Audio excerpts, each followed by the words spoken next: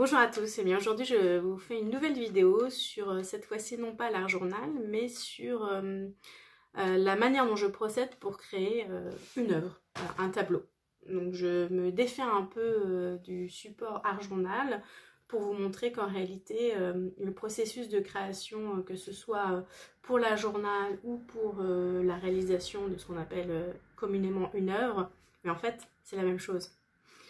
Je procède exactement de la même manière, c'est-à-dire je lâche complètement prise. Je ne sais absolument pas, a priori, ce que sera le résultat. J'ai été extrêmement inspirée évidemment par l'environnement qui m'entoure, donc la nature en Suède, les champignons, les feuilles, les couleurs, surtout durant la période de l'automne, où la nature évolue, passe du vert au jaune, puis au rouge, puis au noir avec l'arrivée de l'hiver. Donc ce passage est extrêmement touchant, voilà, me touche, et donc j'avais envie un peu de l'immortaliser sur cette toile.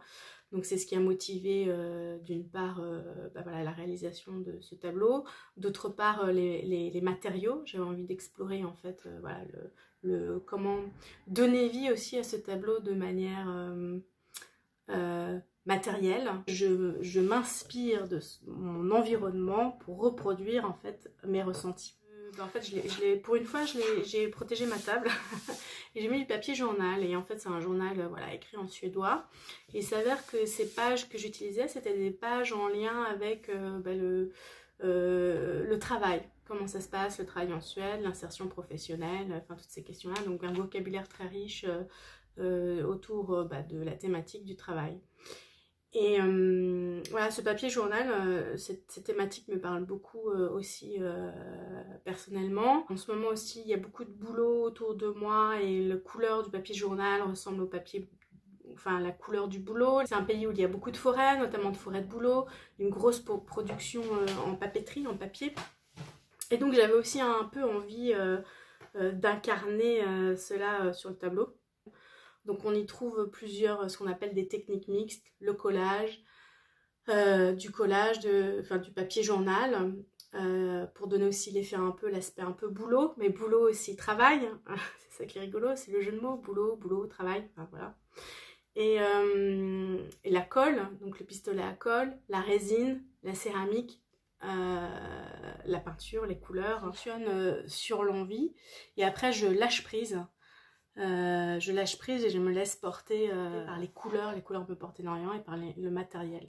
La créativité naît aussi de la contrainte. C'est-à-dire quand on a une contrainte par exemple de matériel, mince, j'ai plus de pinceau, comment est-ce que je vais faire pour créer Et ben, je vais utiliser d'autres manières de faire. Pollock par exemple, il n'a jamais utilisé de pinceau. Il utilisait en fait, la méthode du dripping, c'est-à-dire qu'il lançait la couleur sur les toiles, et c'est le geste, c'est la couleur, le mouvement de la couleur en fait, qui créait la toile. Il s'est interrogé sur l'outil, donc cette contrainte de l'outil qui s'est montré créatif. Et c'est parce qu'il a lâché prise en réalité sur cet outil-là qu'il a été créatif. Donc attention à ne pas confondre en fait liberté et lâcher prise, c'est-à-dire que la créativité n'est possible, non pas parce que on est libre, mais parce qu'on lâche prise. C'est le lâcher prise qui est important. La liberté, en fait, elle n'est possible qu'à partir du moment où on lâche prise soi-même. Et c'est là où on devient créatif. Voilà. De par mon expérience personnelle.